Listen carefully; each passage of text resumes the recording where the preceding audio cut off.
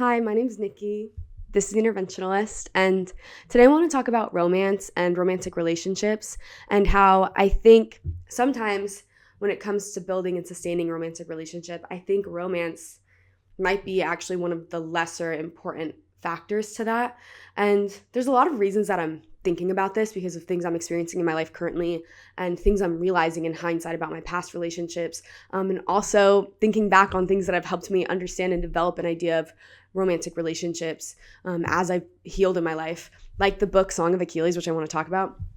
But I'm just starting to realize how important it is for, I think, romance to sometimes kind of just feel like a nice addition to an already really wonderful, stable, secure connection, rather than having a romantic relationship that it's really nice. This person is also in some ways your best friend, right? Best friend, I guess, they don't have to be like your soul, right? Like I don't want it to paint like a codependent picture, but this person who there's such a secure and wonderful connection outside of the romantic connection. I feel like almost maybe the wording almost seems not that different, but I do think it's important where, wow, this person is like, could easily be a best friend, and how nice that we also actually connect romantically versus like, wow, we have such romantic connection and it's cool that we also get along this way as well. I think the first way around is actually probably a lot more stable when it comes to a long-term partnership, because I think this is interesting, and I don't really even know how to start this, but I guess I'll start with my concept of romance has really changed like over the years as I get older. And I think a lot of it has to do with having quite a bit of romantic trauma. I've talked about on here my past romantic relationship experiences. So like I was in two. The first one was abusive, and the second one was good, and then it ended badly. And she cheated on me with her ex-boyfriend. And I've just had other experiences in my life that just weren't super wonderful, I guess. And it has led me to develop a pretty difficult association when it comes to romance, and I guess it's hard for me in my head sometimes, I think, to associate romance with something honest and meaningful and real. And I'm realizing, or I've realized in real time recently, just how true that is for me, despite the fact that intellectually I would like to believe that romance is something honest and meaningful. I've just experienced too much, I think, negativity around it that it feels almost inherently dishonest. Have you ever felt like when someone's complimenting you, I think when you struggle with your self-worth, and I've felt this way in the past, where it's like, okay, thank you, but like, can you stop? Because I know that this isn't, like, can we stop? Like, it feels like even without thinking negatively of the person in front of you, somehow also feeling like, okay, but you're lying to me. Like, you don't need to lie to me. Like, it's okay. Like, we don't need to do this. It's okay. Like, you don't have to put up this front. Like, it's fine. We can like move on. You can just admit that I suck or something. I don't know. Like I felt that way in the past when people have complimented me. So I was really averse to compliments because it was really uncomfortable, because I thought it was just like this kind of was just felt like kind of a tactic. And I was like, felt like, okay, you don't need to waste your time doing it, you know? And I think that also was founded on this idea that I kind of always thought that I sucked. Like I just had in the past, like I had low self-worth. And so I didn't think it was possible for somebody to feel positively towards me in these ways that like someone would compliment me. So it inherently felt dishonest because I didn't believe it. Like to myself, there was no way that was honest. And I just projected that right onto people. And it made it hard for me to believe compliments even when I wanted to, because it made me feel kind of like shit to not when people were taking their time to be nice. But it was really hard for me to physically feel them or be impacted by them in a positive way. And that's happened to me with romance. And I didn't know how my romantic issues after my last relationship would manifest. Like I was going to have to find out. Like I've worked on it as much as I can independently, and eventually like I was going to have to figure it out relationally. And I've just had some experiences recently where, you know, it came to light. Like I'm like, damn, okay, figuring it out. Like the way that this is now manifested in me, like how it's now culminated after my first relationship and now the second one. And now how is that going to impact me in real time? And the impact has been that I kind of just don't believe, or it was hard for me to off the bat believe that anything romantic was honest. So it was really off-putting to me. Like the word date, like the word date just like freaked me out, I think, because I was like, okay, like we don't need to use this. Like we don't need to do this. I know that this isn't real. This isn't honest. We don't need to play this game. Like I know that I don't know if the word is like you don't want this from me, but I just like, you don't need to pretend that you care about me or want me that way. Like, because I know it's not real, whatever. I think it's also like I don't think anyone probably could care about me that way meaningfully just because of what I've experienced. I was feeling that way. And so I was just kind of like averse to it. And I didn't know that was going to happen until it did. And then I was actively like trying to fight that feeling because I know it's not a way I want to feel. But I like picked up on it. And the reality is like it made me really not that interested in having a romantic connection with anybody until I knew them individually beyond it. And I was talking to someone recently, like a few weeks ago, actually, before I went on this date that I went on recently. And I was trying to explain that, like how I was struggling with like the word date and how the concept of romance in general without, like it didn't really mean anything to me and I wasn't really that interested in it unless I already felt like I knew the person in a way that made me believe that their romantic intentions were real. I just had a hard time believing it could be from the start. I don't know, it's just like the issues that I had. And so that's just how how I operated. Like I just is what it is. And funnily enough, like it that has led me to kind of do that. And through that experience, I don't think it's necessary that like you have to go about things this way where it's like you refuse for things to start romantic in any way, I guess, like really romantic in any way, and then develop into something more. I think it can start with that, like in mind intentionally and still be good, right? But experiencing it from this perspective rather than immediately romantic and like romantic actions right away within the first like interaction that I had with a person has allowed me to experience developing an emotional connection before figuring out that the romantic connection was really there.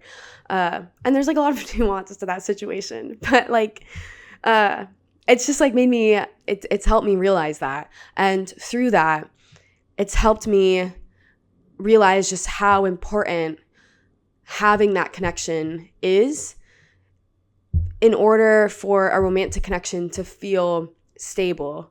And it's also put into perspective for me the amount that I think in my past I've compensated for a lack of secure intellectual and like emotional fulfillment with romantic fulfillment. And I don't think those things are always mutually exclusive. It would be nice if they are, but they're different things. That's why there's different words. And I do think romance, like romantic compatibility or fulfillment, is an umbrella term, but I don't think it inherently includes all these other facets of fulfillment or connection.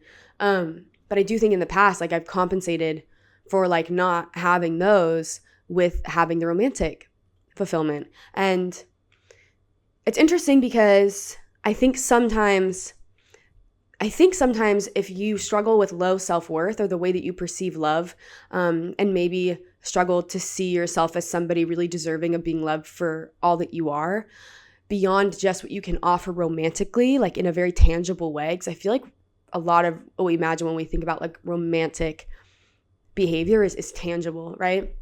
Not always. We think about dates and like romantic gifts and all this stuff. And I think when you struggle with like believing that you're worthy of those things, or maybe you have a bit of a warped idea of love and your ability to be loved or what it means to love another person romantically and connection, it can be, I think, easy to settle, honestly, and settle just for romantic fulfillment. But really, like, you're deserving of so much more because you're more than what you offer romantically. You're an entire person outside of romance. Like, that's only one facet of yourself, you know? Obviously, it comes from a lot of other parts of you, but it still is only one aspect of yourself. And it's not one that'll probably always be present in you, because I think things affect the way that we feel and the way that we act and our behaviors because we're affected in life. And so sometimes I think we can be going through things that make romance the last thing we want to be thinking about or participating in. Like, you could go through some immense grief at some point in your life where going on a date or being romantic is just the last thing that you have the capacity for. And if you're in a long-term relationship with someone, a partnership, I think it needs to be able to sustain in moments like that without the romantic aspect maybe being that present, because people hurt sometimes immensely. And I don't think you can blame them for the last thing that they're really that interested in, even physiologically to feel, because their bodies are like really numb or shut down or overwhelmed, is for them to be like super romantic and bring that side out of themselves when they're already like overwhelmed with the side of themselves that's grieving, you know?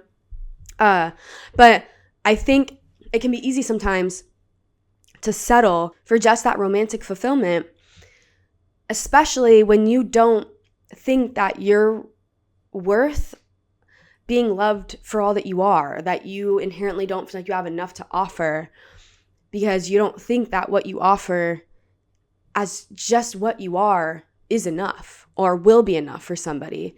And so I think it can lead to this, like, in many ways, overcompensation through romantic actions and feeling like you need to always be of service to sort of like be loved by someone or to earn their love or to feel like you are loving someone. It feels like it's inherently rooted in this like very continuous, probably very effortful, not that it's a bad thing, but romantic pursuit or behavior.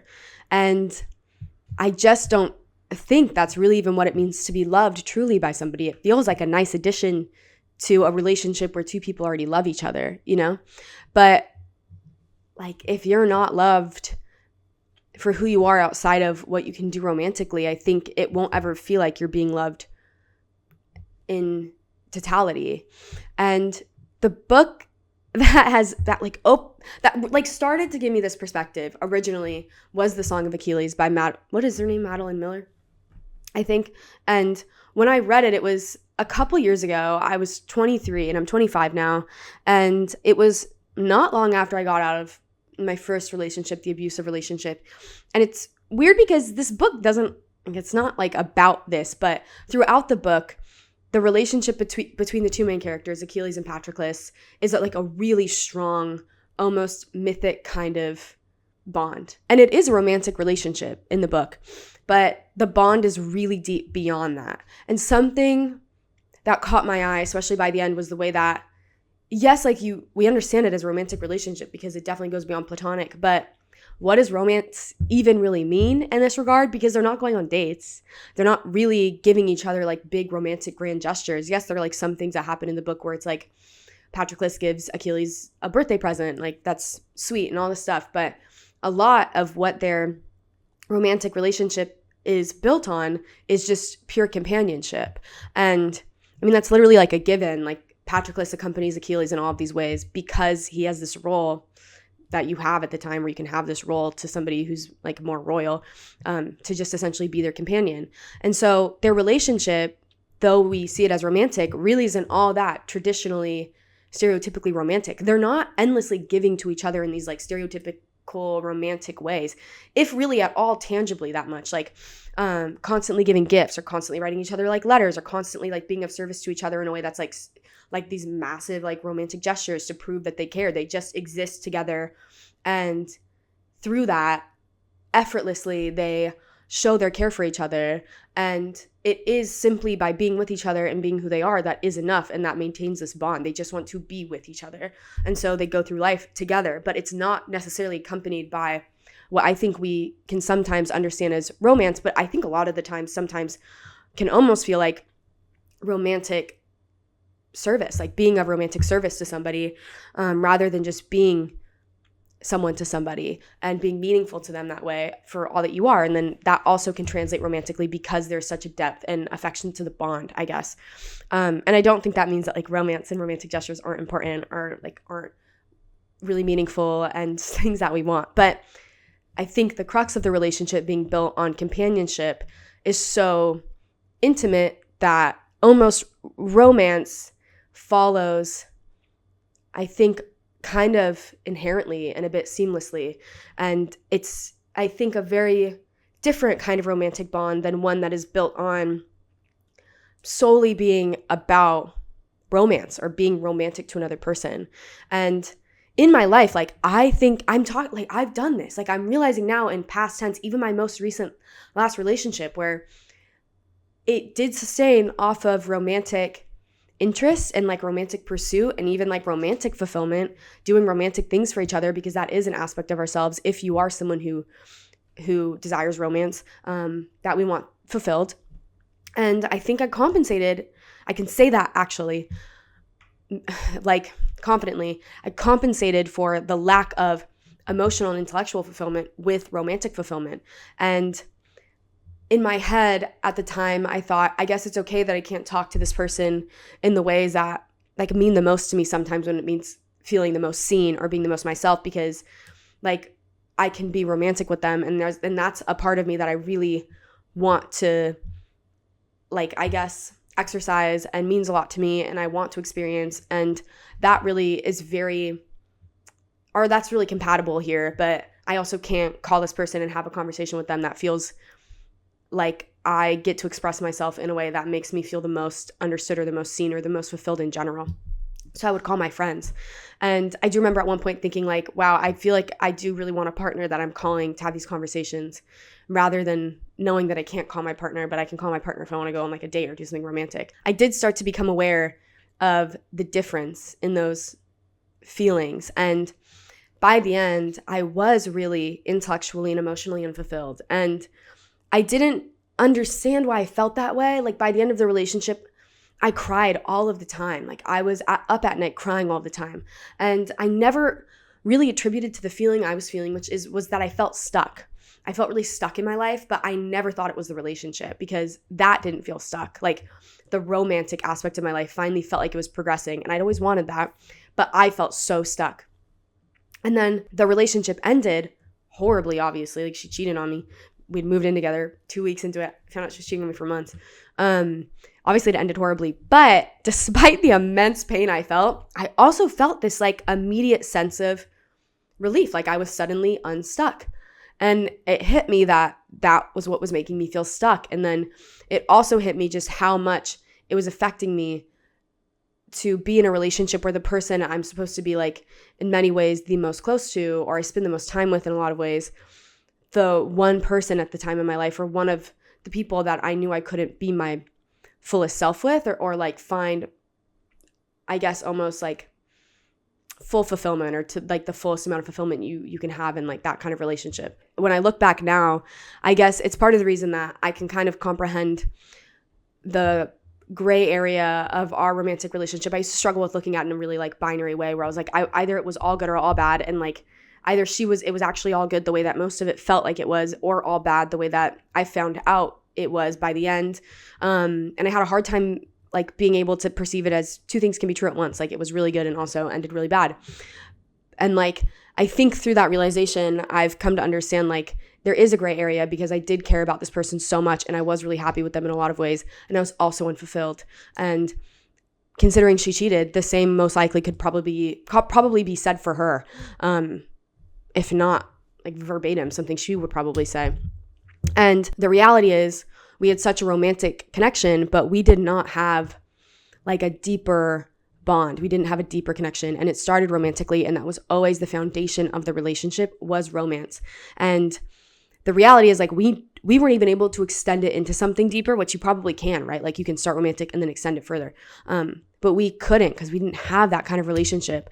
And so it just gave me firsthand, I guess, experience that without that deeper bond, like this person also being someone that you would truly call a friend, truly, it probably isn't going to sustain, because romance isn't always going to be enough. It's not enough. The same way that love isn't even really enough. You can love someone, but sustaining, I guess, a really long-term partnership, that's effort in a way that goes beyond love, right? And again, people go through so many different things in our lives. Like emotions are fleeting, and we're so affected by the world around us that our emotions are inherently affected, and our ability to really feel sometimes one thing when we're so overwhelmed with something else can be altered. And that's when I think love can also not be the only thing that holds you together with a long-term partner. I think it has to go a lot deeper. And I also think romantic sort of limerence, or sort of like a romantic obsession with each other early on, or that like romantic euphoria, I mean, I don't think I know. It's not going to last, right? Like it is going to wear off eventually. And I think it's important to know that when it does, you're going to like the person that is underneath that original romantic infatuation that's being aroused in you. You'll like the person that isn't necessarily arousing that immense romantic infatuation. You'll like them just as they are. You know, you'll like them and not just the way that you feel. I have a video on that from a while ago, but I think a lot of like romantic infatuation is when you like the way that you feel. It feels really good. But do you like them even without the romance? Do you like them when you're sad and the last thing you care about is romance? Do you like them when they're not being romantic because they're overwhelmed with a different emotion? Do you like them anyways? Would you choose them anyways? Would you choose them if this romantic relationship suddenly didn't always feel that romantic for whatever reason for maybe a while? I think it is important if it is a romantic relationship, like you want to always come back to that in some way or another, but I think it's unrealistic to think if you're with someone for 20, 30, 40 years that in and of itself can't be at different times like a fleeting thing that you feel, or a fleeting factor of the relationship that's really being exercised or practiced, because I think a lot of romance is a verb, which means there's certain actions that really need to be taken.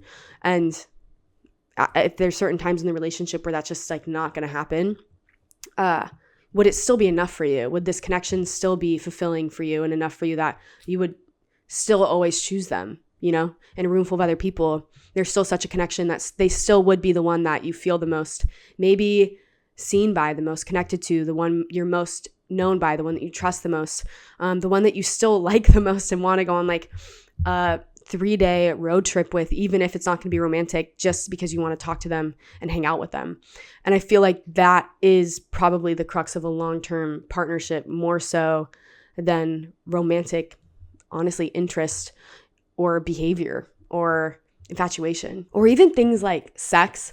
Obviously not all romantic relationships include sex, but that is a factor to a lot of romantic relationships. And that also cannot be, I think it can be really important, but I don't think that realistically it can also be something that the relationship, if you want like a really long-term partnership with somebody, that it can hinge on, only because, again, like things can happen in our lives that can affect the way that we're able to even experience attraction that way, or even sometimes physically participate in. Like you can be with somebody who experiences like some really significant physical change, maybe an injury, maybe some like illness, chronic illness, maybe something happens and that's not something that their body can like experience anymore.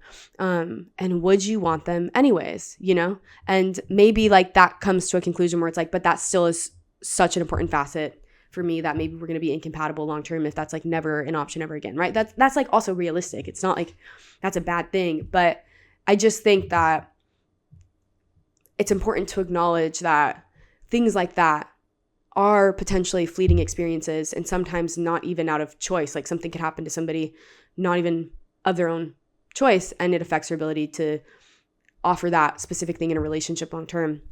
And so I think when you choose a lifelong partner, I think it's really important to look at all of the ways that you love them and that they make you feel loved, and look at things that could be the most or could be fleeting. And would you still choose them without those things? Or could you still be in a relationship with them and be fulfilled without those things?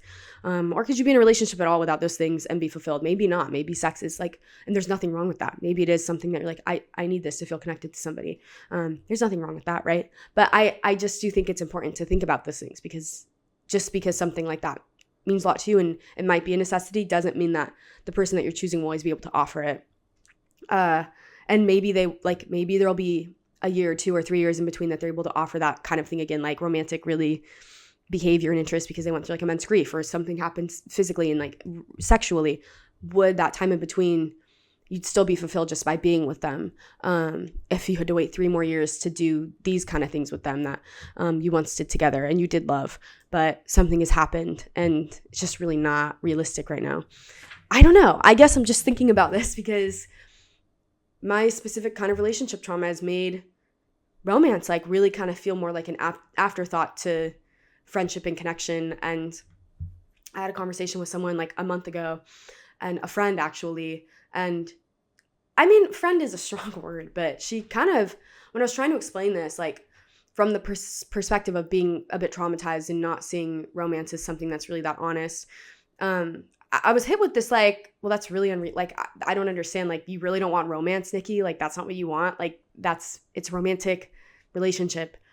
And it was frustrating because obviously, yes, that's a really nice thought. The problem is I've experienced a lot of romantic trauma where like my body like physically does not respond to it in a way that's enjoyable, just off the bat anymore. I wouldn't believe it. It actually like triggers my fight or flight. It was not just me just saying that. It was a side effect of something greater. And so that was frustrating, but it also disregarded, I think, the thing that meant the most to me now after what I went through, which is knowing that somebody cares about me for who I am rather than just wanting romantic fulfillment from me only, like using me as like a conduit for just the romantic things that they want in life. Like I want to be wanted for more than what I can offer just romantically.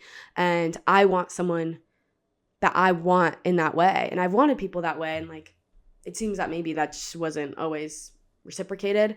And I have just realized that. And so when being met with this, like, well, of course it's like romantic, like that's not what you want. I'm like, obviously I do, but it isn't the first thing on my mind anymore. It was more so it would be really nice if it followed a really great connection, but I just am not in a place emotionally because of what I've experienced for a great connection to follow romantic pursuit, honestly. And to be fair, that was like a theory, and it did have it confirmed. It was true, like actually. And I've learned like now firsthand, I can like confidently confirm that this has been true, where romance really was like after getting to know somebody where I felt safe enough to, I guess, engage with it honestly and be affected by it because I believed that it was meaningful, and then realize like, wow, actually, I also feel this way towards you, and that's really nice, but I needed to also believe you as a person in general, to believe that you were honest about the things you were doing or saying romantically. I needed to already believe you as a person. Like, it couldn't start out that way because of what I've experienced. And just because of that dynamic that trauma has like kind of like pushed me to have, it's confirmed this for me, just how important it was to have that kind of connection in addition to romantic connection. That romantic connection and romance is not enough to sustain a romantic relationship, ironically enough, or a partnership. I feel like long-term partnership is way more than romance, even though in our head we often associate it with just being like a romantic relationship, but it's so much more than that.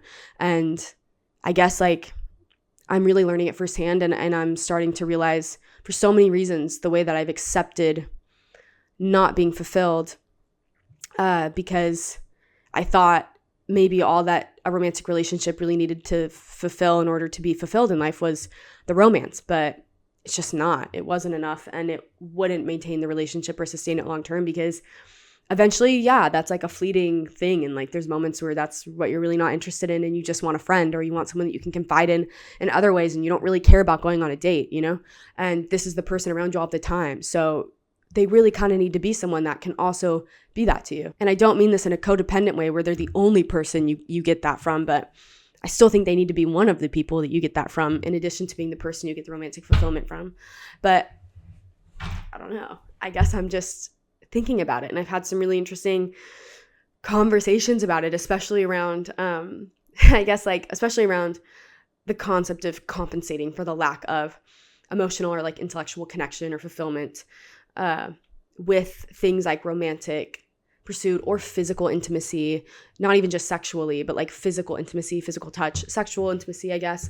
And that isn't a stable foundation for a long-term relationship or partnership or companionship. And that sort of relationship goes so far beyond romance, I think. And I'm just realizing that. And I think that's probably just coming with age, also in general, with my developing brain, but also my life experiences and the experiences like I'm now currently having are really putting that into perspective for me, and also making me realize how true that it can be. Like, it can be that way. Like, you can have a connection with somebody where it is already a really strong bond, and the romantic aspect of it just feels like a really nice, kind of lucky addition. Like, nice. Like, I already really like you, and just want to be around you, and would already choose you in a lot of ways to be in your life or be in my life.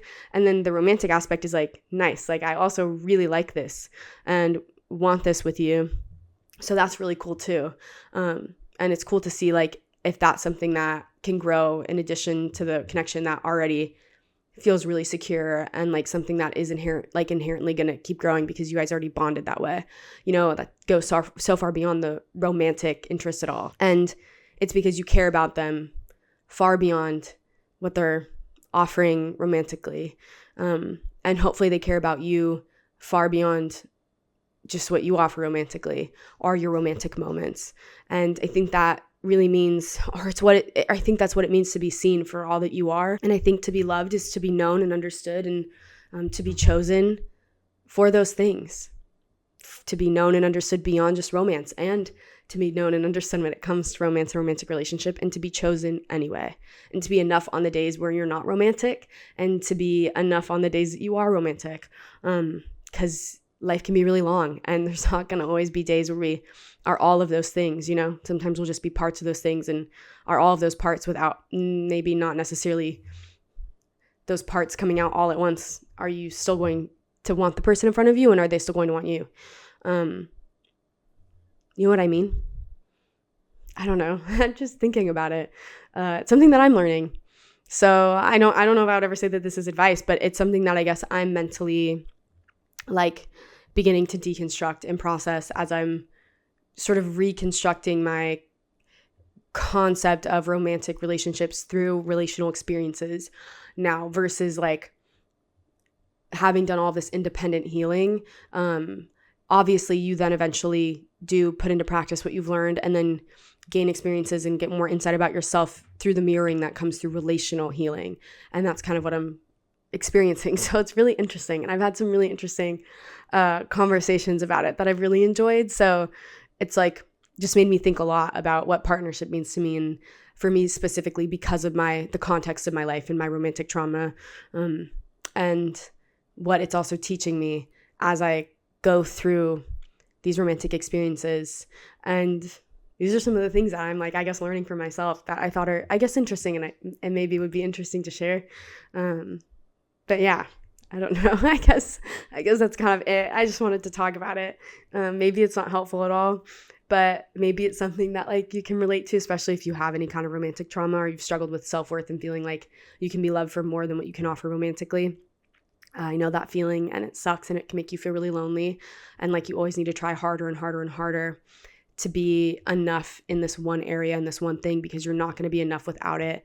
And I just don't think that's the way relationships, long-term, even romantic relationships, should operate, especially romantic relationships. I don't think they can operate that way without them running you dry eventually, having to almost sort of compete to always continue to be the best in this one area, because you're not going to be enough without it. So yeah, it's interesting, because I think with the right person, I believe this, with the right person, you will be enough even on the days that the last thing you're going to be is romantic. And I think that you'll probably most likely also feel that way towards someone, if not already, if that's something that you want one day as well. And I think that will be a wonderful feeling. And if that is something that you want, then I know that you'll find it, and it'll find you. And it'll be just as wonderful as hopefully you're already imagining it. And I hope that you allow yourself to indulge in that idea, and that hope, and that reality, the belief in that reality, or indulge in that faith that reality can exist for you. I hope you allow yourself to embrace that as something true and realistic, rather than seeing it as something that is but that'll never happen for me. I'm the exception in the worst way. You're not the exception in the worst way. Sometimes I feel that way, but something that helps me is to remind myself that I'm not unique at all or special, which is so comforting when I think we can get hung up on sometimes thinking that we just, I don't know, if you struggle with sometimes maybe not liking yourself or self-worth, feeling God, I'm just the worst person or the exception in the worst way. But realistically, we're not that different. None of us are really that special. So we're really not the exception, which in this case is a good thing. You know what I mean? So maybe it'll help to hear you're not the exception in the worst ways either, because we're not that special. At least that's what helps me, that perspective. Maybe it doesn't even really make sense, saying it out loud, but it is something that I think about, and it helps me stop, I guess, sometimes being consumed by that own, almost a little bit self-obsessed thought process.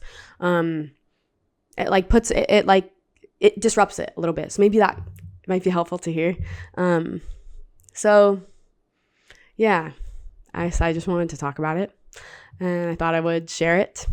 And if you have any experiences related to this or thoughts on this or just anything related to this or really anything at all, I would love to hear it, whether it's in the comments here if you feel comfortable sharing, or you want to send it to me directly. My email's down below. Something maybe more personal that you don't want others to see, or just in general you'd feel more comfortable sending it, in a private way. Always feel free to send it to me directly. I would love to hear it. I would love to read it.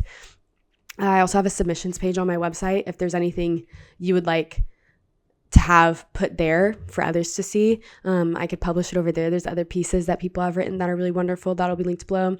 I write over there. I just wrote something recently that I uploaded if you're interested in that.